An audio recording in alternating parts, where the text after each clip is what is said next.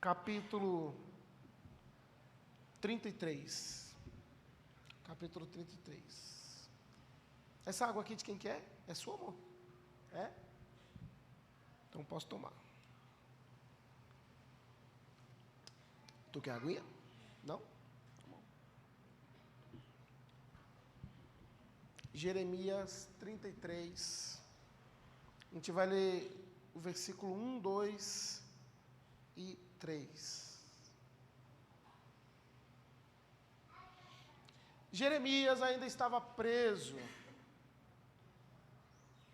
no pátio da guarda, quando o Senhor lhe dirigiu a palavra pela segunda vez. Abre aspas. Assim diz o Senhor, que fez a terra, o Senhor que a formou e a firmou. Seu nome é Senhor. Clame a mim, e eu responderei, e direi a você coisas grandiosas e insondáveis que você não conhece. Clame a mim, e eu responderei, e direi a você coisas grandiosas e insondáveis que você não conhece. Feche seus olhos por um minuto. Senhor, em nome de Jesus, obrigado pela tua graça, pelo teu amor e pela tua misericórdia. Obrigado porque o Senhor é bom e a sua misericórdia dura para sempre, Pai. Que a tua graça esteja sobre nós nessa noite. Eu acredito muito que muitas outras pessoas gostariam de estar e a chuva acabou atrapalhando um pouco. Mas eu também acredito muito que quem conseguiu chegar, ou quem se esforçou para chegar, é com eles que o Senhor quer falar hoje, Jesus. Eu tenho isso muito firme no meu coração. Aqueles que chegaram até aqui, aqueles que se conectaram através do YouTube, é com eles que o Senhor quer falar. E em nome de Jesus, nós sairemos daqui com a palavra do Senhor. A minha oração é a mesma de sempre, Pai. Que eu não atrapalhe a tua mensagem, mas que eu seja simplesmente um canal para falar aquilo que a tua igreja precisa ouvir nessa noite. Em nome de Jesus. Amém. Amém. Gente, já falei isso para vocês, mas vou falar de novo. Houve um tempo em que Israel foi dividido em dois. Reino por isso que eu falo toda vez.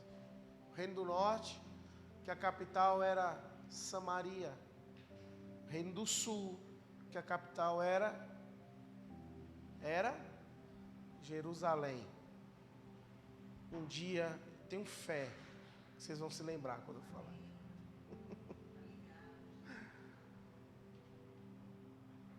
E quando isso aconteceu, pouco tempo depois, alguns anos depois, nasce um menino chamado Jeremias. Para ser até mais preciso com a data, 70 anos depois da invasão do Reino do Sul, nasce Jeremias, a invasão do Reino do Norte. E Jeremias nasce num povoadinho pequeno, pertinho de Jerusalém. Então ele não nasce como escravo, ele nasce livre. Porque o reino que tinha caído era o Reino do Norte. Então quem nascia no Reino do Norte, nascia já escravo da Babilônia. Vocês vão se lembrar de 3 jovens que eram Ananias, Misael e Azarias. Lembram deles? Vulgo Sadraque, Mesaque e Abednego. Sadraque, Mesaque e Abednego eram nomes babilônicos. Ananias, Misael e Azarias eram nomes judaicos. Então, quando eles vão para a Babilônia, eles recebem esses nomes para perderem a sua identidade. Assim como Daniel recebeu o nome de Beltesazar. Então, quem nasce no norte já nasce escravo. Quem nasce no sul ainda nascia livre. E Jeremias nasceu livre. Filho de Ilquias, sacerdote, ia constantemente no templo.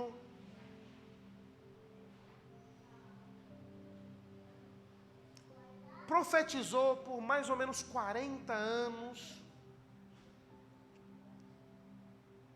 Agora, uma coisa interessante é que quando Deus chama Jeremias para ser profeta, Jeremias tinha por volta de 25 anos de idade. Então, dentro de um contexto judaico, um homem de 25 anos de idade nem é homem ainda. Nem é considerado hábil e nem apto para exercer o ministério. É só lembrar de Jesus. Com quantos anos Jesus começou a pregar? 30 anos. Então, com 25 anos, Jeremias é chamado por Deus para entregar uma mensagem para o povo. Quando ele começa a ministrar essa mensagem, quem está no trono é um homem chamado Josias. Mas antes de começar a pregar, ele não se sente nem apto e nem velho o suficiente. Então ele diz lá: Deus, eu sou um menino, eu não tenho condição e tal. E aí tem a resposta de Deus para ele naquele momento, que é aquilo que a gente já conhece, de repente já leu, já ouviu. Antes que te formasse no ventre, eu já te conhecia. Lembram dessa passagem? Lembram que Deus fala isso para alguém? Deus fala isso para Jeremias. Antes que você saísse do ventre da tua mãe, eu te santifiquei, e eu te separei, e eu te coloquei como um profeta às nações. Jeremias recebe isso, entende que pode fazer o que Deus pede, e começa a fazer o que Deus pede.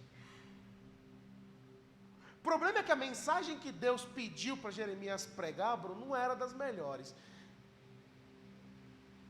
Era uma das mensagens mais pesadas que aquele povo poderia ter.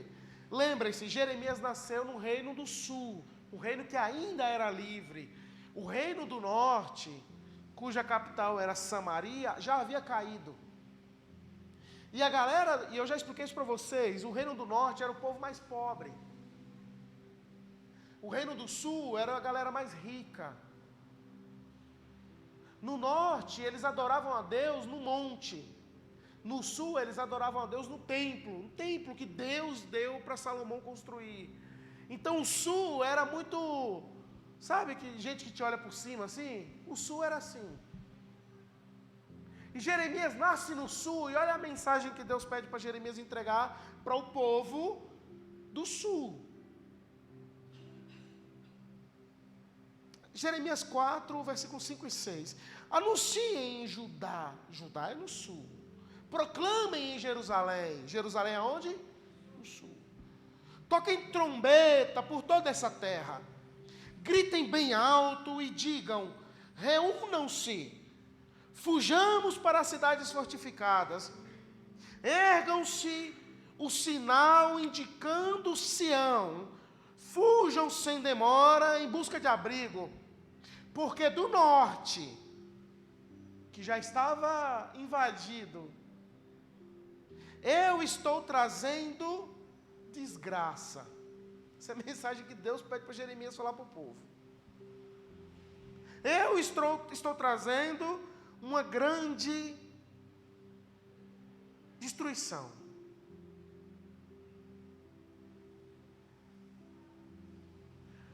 Aí você vê um jovem de 25 anos de idade, sendo chamado por Deus, negando esse chamado, falou, não quero, porque eu sou jovem demais. Deus insistindo com ele, falando, mas eu te separei, eu te santifiquei, eu te escolhi, você não era nem nascido, mas eu já conhecia você. E você vai sim. Tá bom, eu vou, Deus. Qual que é a mensagem que eu tenho que levar? As coisas vão melhorar a partir de hoje? Aquele povo que invadiu o Reino do Norte vai ser mandado embora e o Reino do Norte também vai ser livre. A gente vai unir de novo o nosso reino, como Davi fez. Como é que é? Qual é a mensagem? Ó, Jeremias, fala para todo mundo que vai vir desgraça aí. Vai vir destruição aí. Que assim como o norte foi invadido, vocês aí do sul também serão. Essa é a mensagem que um menino de 25 anos de idade tem que dar para o povo. Inclusive por conta dessa mensagem e de outras que ele viria a pregar, ele foi proibido de entrar no templo. Foi chicoteado um monte de vezes. Foi quase morto várias vezes. Tudo por conta de algo que Deus lhe deu para falar.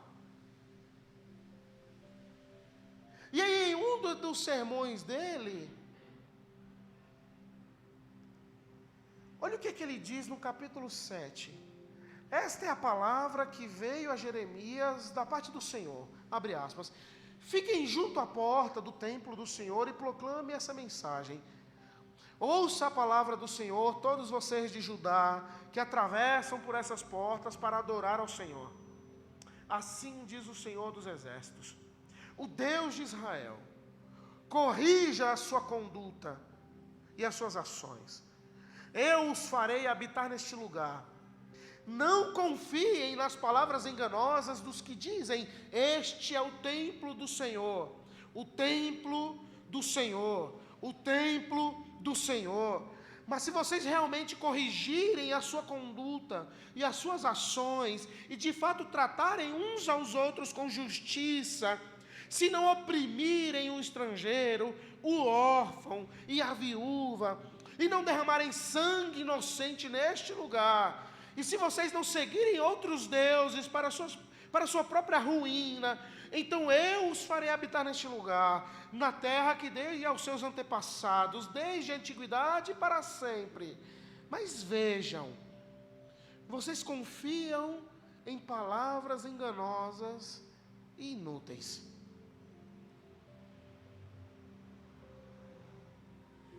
Sabe o que está acontecendo aqui quando Jeremias está profetizando? Tem inúmeros outros profetas dizendo assim, pastorzão, olha, Deus vai levantar um guerreiro e vai livrar o norte da Babilônia.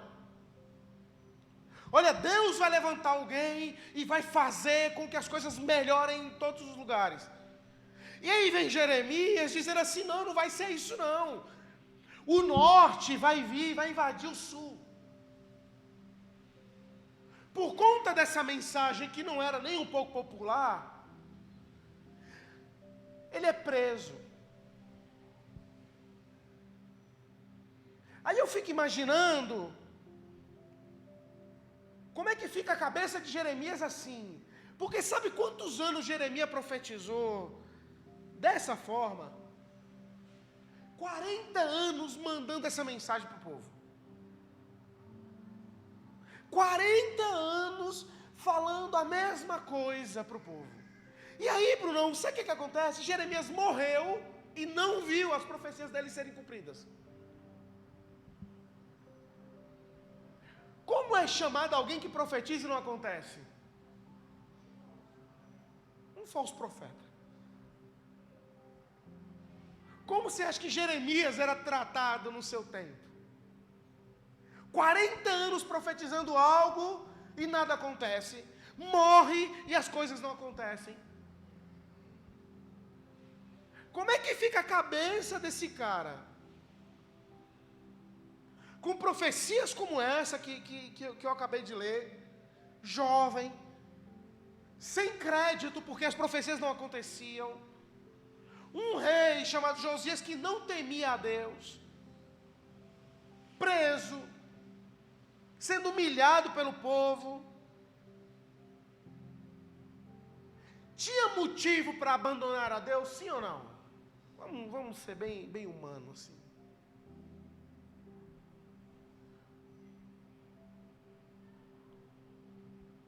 Só que aí da cadeia, preso, exilado, sem visita, sem ninguém,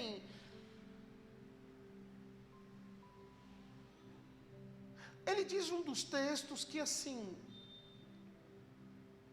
eu fico imaginando como que estava a alma desse cara. Como é que estava o emocional de Jeremias para dizer aquilo que ele disse aqui? Jeremias 20, 14. Olha o que ele diz.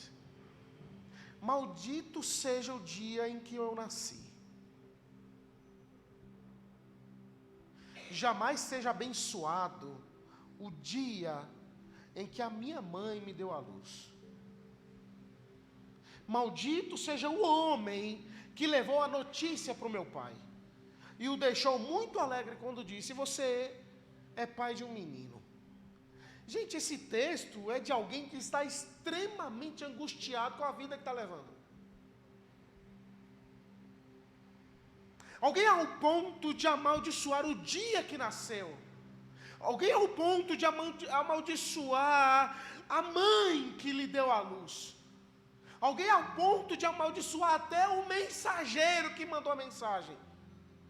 É alguém que está com angústia tão grande na alma que não consegue nem ter perspectiva de vida. É alguém que está sozinho. É alguém que não tem ninguém para conversar. É alguém que enfrenta as dores da vida sozinho, sem ter um amigo ou uma amiga do lado. Jeremias é conhecido dentro do campo teológico como um profeta chorão. Vocês sabiam disso, não? Quem sabia? Levanta a mão. Olha, é só... Está estudando teologia escondida por aí? Jeremias é conhecido dentro da teologia como um profeta chorão. Por quê? Porque todos os textos dele, ele está reclamando da vida. Lamentações de Jeremias. Meu Deus do céu, hein? Que é isso? Tó. Só ler aqui, ó. Porque todo o texto dele está reclamando. Jeremias, gente, é o típico cara que a gente não gostaria de ter por perto. Não sei vocês, mas eu não gosto de ninguém que fica reclamando o tempo inteiro. Está trabalhando, está reclamando. Está desempregado, está reclamando. Tem dinheiro, está reclamando. Não sei se alguém reclama com dinheiro. Reclama? Tem. Não tem dinheiro, está reclamando. Vai comer um ovo, reclama. Vai comer uma picanha, reclama. Tem gente assim ou não tem? Tem gente que reclama de tudo. Ah, comprei uma picanha, se chove, reclama. Não vou para a igreja porque está chovendo. Se está calor, reclama. Não vou para a igreja porque está calor.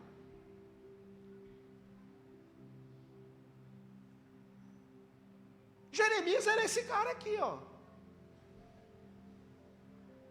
Jeremias é um cara que está andando na vida com um tanque na reserva. Eu nem dirijo, mas já andou com um carro na reserva? Ou a moto? Né, Duzão? A moto para na avenida. Já andou com o carro na reserva, Bruno? Tá.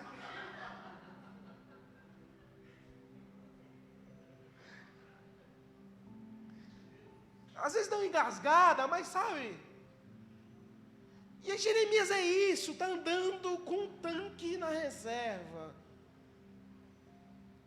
Não tem alguém que queira dividir a gasolina com o cara. E aí, às vezes, a gente entende por que tem alguém que sempre reclama da vida. Porque, às vezes, nunca ninguém levanta a mão para ajudar. Só aponta o dedo para criticar.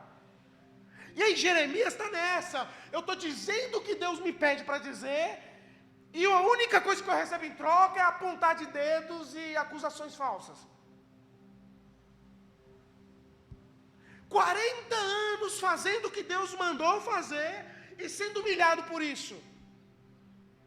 A alma vai se angustiando a tal ponto que ele chega nesse versículo de dizer: maldito seja o dia que eu nasci. Maldita seja a minha mãe que me deu a luz. Maldito seja o homem que avisou meu pai. Maldito seja tudo que aconteceu naquele dia. É que eu não li o texto inteiro, mas ele diz assim: melhor seria se o ventre da minha mãe fosse um túmulo. Olha que forte isso, gente. Isso são as dores de um homem que está extremamente angustiado. Porque tudo que ele tem, e às vezes é tudo que a gente tem também, é uma palavra de Deus que ainda não aconteceu para nós.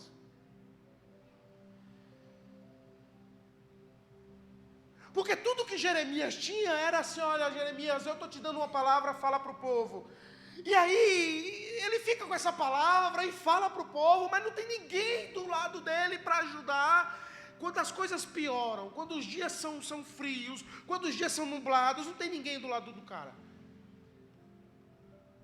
Não sei se já aconteceu com você, mas comigo já. E a gente, por conta de ter uma palavra de Deus, e essa palavra ainda não se realizar, a gente entra numa discussão com o Senhor, a gente entra numa briga espiritual com Deus, dizendo assim: por quê?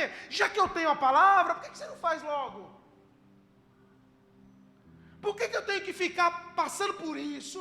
Por que eu tenho que ficar suportando isso, sendo que o Senhor já me deu a palavra e ainda não aconteceu? E aí eu fico indo para a igreja e recebendo zombaria de gente que está lá fora. Eu fico indo, acreditando nessa palavra e recebendo escárnio de quem está lá fora. Eu conto para alguém, e as pessoas não acreditam no que eu estou falando. Por que você me deu essa palavra se eu não vou viver isso agora?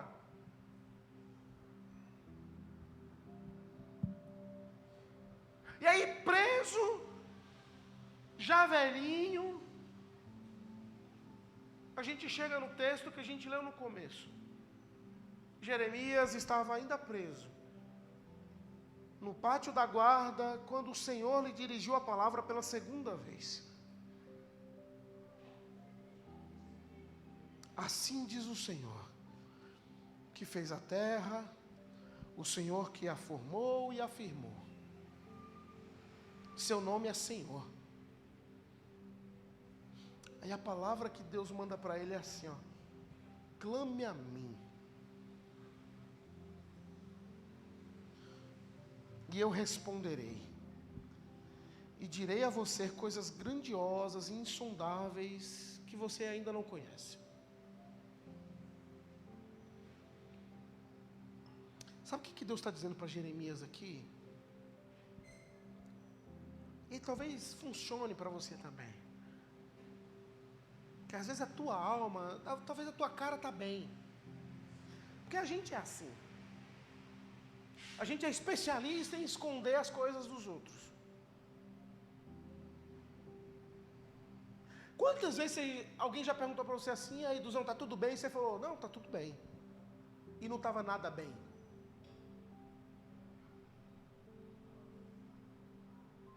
Mas sabe por que às vezes a gente responde: está tudo bem, mesmo não estando nada bem?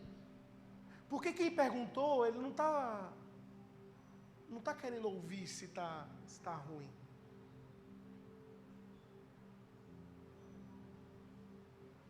A gente criou esse diálogo meio que inconsciente, de que a resposta óbvia é: está tudo bem.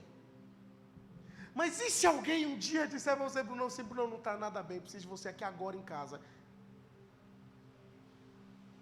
Preciso conversar com alguém, não está nada bem. Porque às vezes é assim que a gente está, mas a gente responde: está tudo bem. Nessa forma, que Deus está dizendo para Jeremias é assim: não importa aonde você esteja, clame a mim. Jeremias, eu acho que você está reclamando para a gente demais. Clame a mim. Jeremias, você está mandando as pessoas, ou você está pedindo as pessoas para te ouvir, você está pedindo as pessoas para ouvirem as tuas dores. Clame a mim. A resposta de Deus para as reclamações de Jeremias e para as tuas e para as minhas hoje é: clame a mim. Não importa a situação, clame a mim. Não importa a dificuldade, clame a mim. Se você está com um problema, seja ele espiritual, seja ele emocional, seja ele psicológico, seja ele físico, clame a mim. Se você está com alguma dificuldade, antes de tomar qualquer atitude, antes de clamar ao médico, antes de clamar ao psicólogo, antes de clamar aos remédios, clame a mim. Porque se você clamar a mim, e não aos outros, eu te responderei. E se eu te responder, eu vou te anunciar coisas grandes, coisas que você não está nem ligado no que vai acontecer, coisas insondáveis, coisas maravilhosas, porque se você clamar a mim, eu sou fiel para te responder. Sabe o que Deus está nos ensinando aqui? É que a gente só conhece aquilo que a gente vê. A gente só conhece as dores que a gente tem, a gente só conhece as dificuldades que a gente enfrenta, mas o Senhor está dizendo assim: eu conheço coisas maravilhosas, eu conheço coisas grandes, eu conheço coisas incríveis, que eu estou pronto para apresentar para você, mas clame a mim. Aleluia. Clame a mim. A luta de Jeremias não é porque ele está desobediente. A luta de Jeremias é porque ele está obediente. E quantas vezes a gente fica nessa batalha também? Senhor, eu estou te servindo. Senhor, eu estou servindo e indo à igreja. Senhor, eu tenho orado. Senhor, eu tenho lido a Bíblia. Senhor, eu tenho jejuado. Senhor, eu tenho dado meu dízimo. Senhor, eu tenho feito tudo certinho, como o Senhor quer, como o Senhor pede, como o Senhor ordena. Mas mesmo assim, a angústia só aumenta.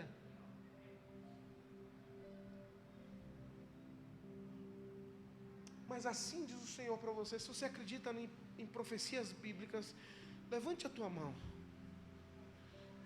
Assim diz o Senhor para você: antes que te formasse no ventre, eu te conhecia. Antes que saísse da madre, te santifiquei. Então não importa qual seja a sua necessidade, clame a mim.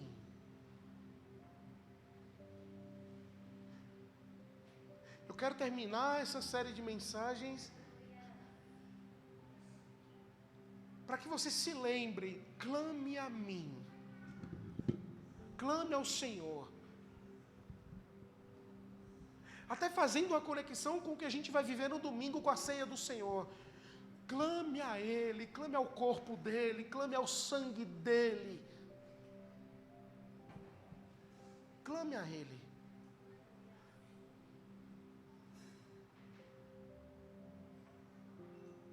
Jeremias passou tanto tempo sem ver nenhuma de suas profecias realizadas. Talvez você está há tanto tempo com uma angústia presa na alma, aquele nó na garganta que a gente tem às vezes. E aí as pessoas perguntam: está tudo bem? Tá tudo ótimo. Mas só o Senhor sabe como você está andando.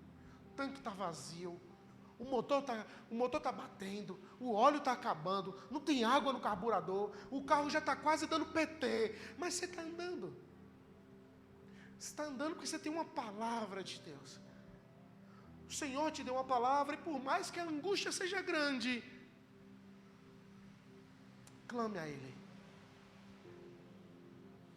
Clame a Ele. A esperança, clame a Ele.